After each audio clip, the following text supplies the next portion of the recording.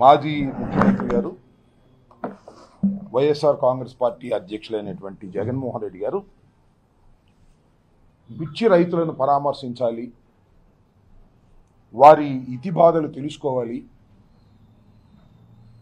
వారు ఏ పరిస్థితుల్లో మిర్చి ధర పడిపోయి రైతాంగం ఇబ్బంది పడుతున్నారో స్వయంగా రైతుల్ని అడిగి తెలుసుకోవాలనేటువంటి ఒక ఉద్దేశంతో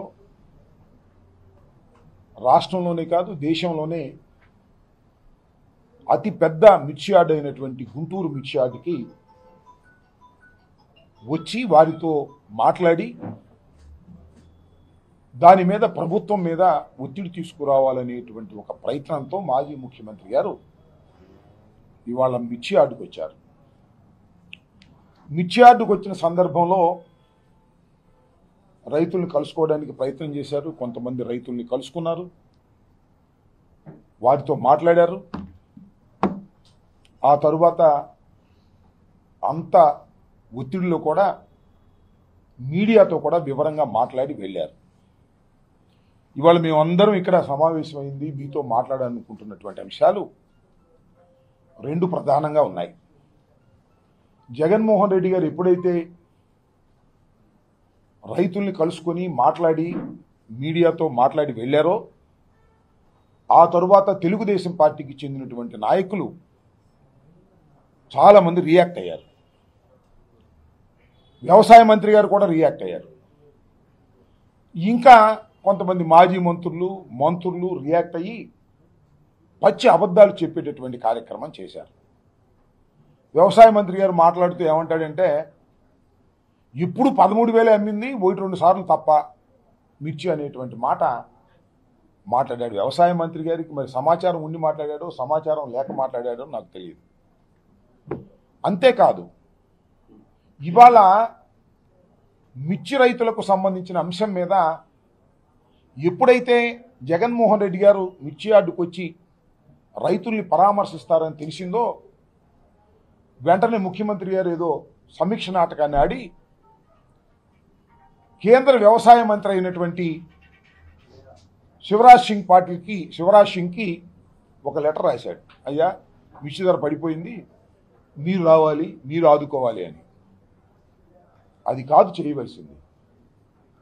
జగన్మోహన్ రెడ్డి గారి హయాంలో నేను మనవి చేస్తున్నా, గర్వంగా గుండె మీద చేయి వేసుకొని చెప్తున్నాం, జగన్మోహన్ రెడ్డి గారి హయాములో 5 సంవత్సరాల పాటు రైతు ఉత్పత్తి చేసినటువంటి పంటలకు మద్దతు ధర రాకపోయినా,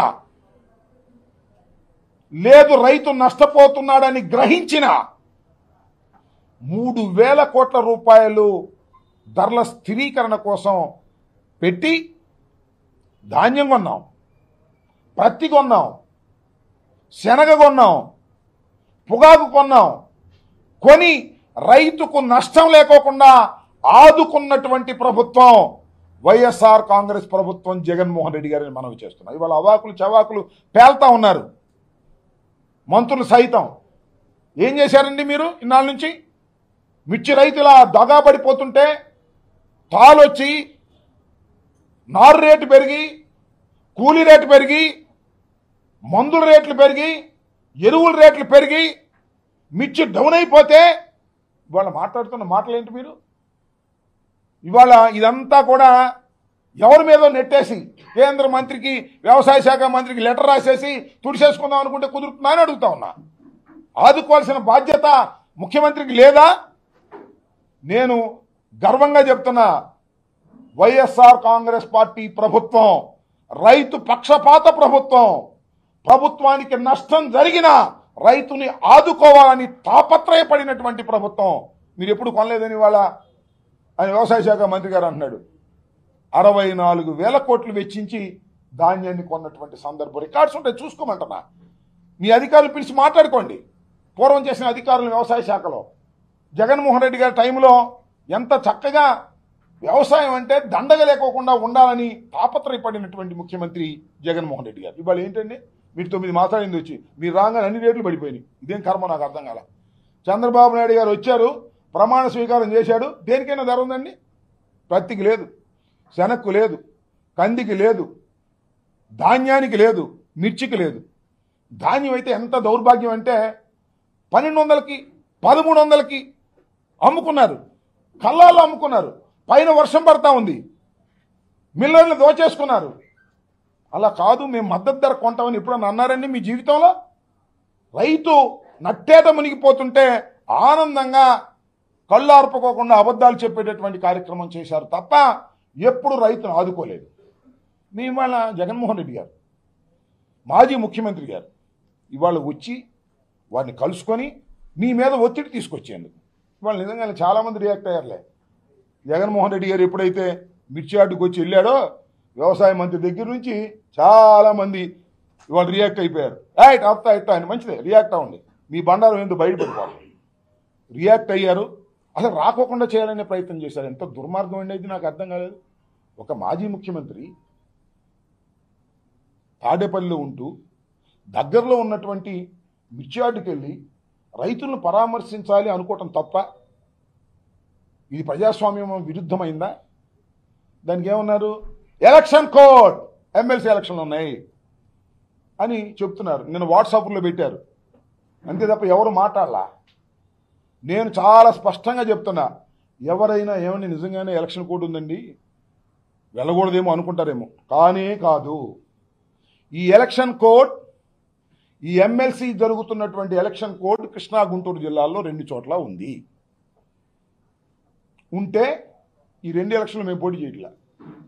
YSR Congress party is not contesting, number 1. Number 2, అసలు ఎన్నికల కోడ్ ఉన్నంగా పర్మిషన్ తీసుకోవాల్సింది ఎవరు? తీసుకోవాల్సింది ఊరేగింపులు చేసేవాళ్ళు, బహిరంగ సభలు పెట్టేవాళ్ళు. ఎందుకు తీసుకోవాలి? వాళ్ళ ఎక్స్పెండిచర్ నోట్ చేసుకోవడం కోసం తీసుకోవాలి. జగన్మోహన్ రెడ్డి గారు వచ్చింది మిర్చి యార్డుకి ఎమ్మెల్సీలకు ఓట్లు ఆడడానిక? అక్కడ ఉన్న ఎమ్మెల్సీ ఓట్లు వేసే డిగ్రీ వాళ్ళు ఎవరు ఉన్నారా? రైతులను పరామర్శించడానికి వస్తే ఇది ఎమ్మెల్సీ కోడ్ ఉందంటారని నాకు అర్థం కాదు. పోనీ కోడ్ ఉందని నోటీస్ ఇచ్చారా? పోనీ రిటర్న్గా అది ఎవరు? ఊరికే గాల్లో చెబుతుంటారు. గాల్లో చెప్పి జగన్మోహన్ రెడ్డి గారు కోడ్ను ఉల్లంఘించాడు. నో, కోడ్ను ఉల్లంఘించాలనేటువంటి దురుద్దేశం కానీ అలాంటి కార్యక్రమం కానీ మాకు చేయవలసిన అవసరమే లేదు. ఇది కోర్టుకు సంబంధం లేదు. ఎన్నికలు జరుగుతున్నా పరామర్శకు వచ్చేటటువంటి కార్యక్రమం ఉంటుంది. నేను మీకు చిన్న ఉదాహరణ చెప్తే, పెద్దగా ఏమీ అవసరంలా. నిన్నే కదా జగన్మోహన్ రెడ్డి గారు వంశీని జైల్లో ఉంటే పలకరించడానికి వెళ్ళింది. అప్పుడు కూడా కారులు వేసుకెళ్ళారుగా, అప్పుడు కూడా జనం బాగా వచ్చారుగా. ఆ రోజు పోలీసులందరూ వెళ్ళి అడ్డుకున్నారుగా.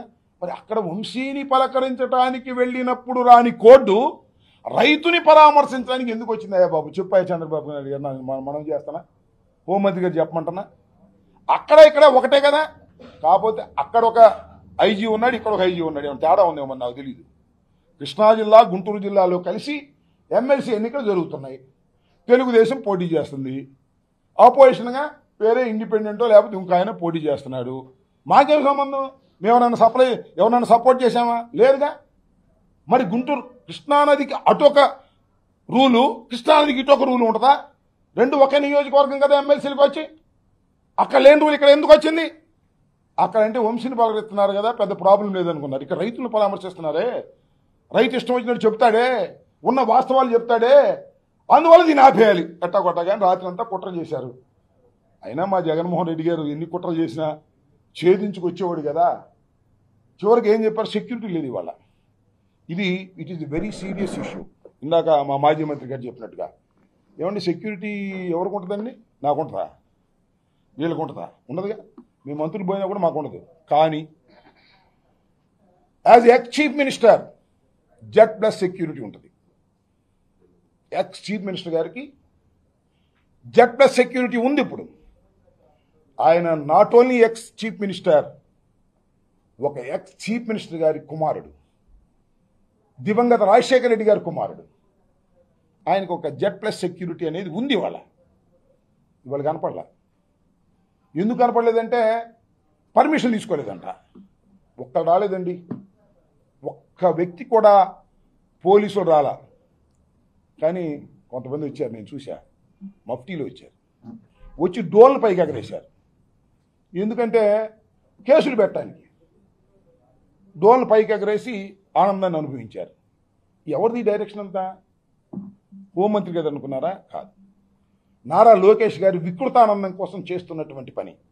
ఇవాళ జగన్మోహన్ రెడ్డి గారు మాజీ ముఖ్యమంత్రి గారు వెళ్తున్నాడు కదా, ఎవరు వెళ్ళమాగండి పోలీసులు, ఏదో వంక పెట్టేయండి. నేను మనవి చేస్తున్నా, ఇది కుట్ర. ఎందుకు కుట్ర అంటున్నానంటే, జగన్మోహన్ రెడ్డి గారి ఇంటి ముందు ఉన్నటువంటి రోడ్డు మొత్తాన్ని పబ్లిక్ చేశారు. సరే చేశారు పో. జగన్మోహన్ రెడ్డి గారి ఇంటి ముందు ఉన్నటువంటి మొత్తాన్ని గడ్డి ఉంటే మొత్తాన్ని తగలేశారు మొన్న. అది కుట్రలో ఒక భాగం. మొన్న ఎవరు పుట్టినరోజు అయ్యా? లోకేష్దే లేకపోతే ఎవరిది పుట్టినరోజుకి పెద్ద పెద్ద ర్యాలీ, అది రోడ్డేం కాదు, ఆ ర్యాలీలోకి వచ్చి అక్కడ వచ్చి పెద్ద పెద్ద స్లోగన్స్ ఇస్తున్నారు జగన్మోహన్ రెడ్డి గారి ఇంటి ముందు, రెచ్చగొట్టేటటువంటి కార్యక్రమాలు.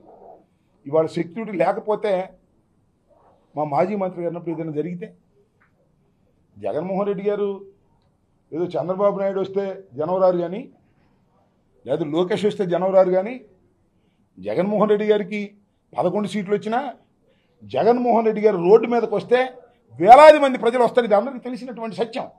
40% ఓట్ షేర్ ఉన్నటువంటి రాజకీయ పక్షం ఒకే ఒక్కడు 40% తెచ్చుకున్నాడు. మీలాగా 4-5 కలిసి కాదు.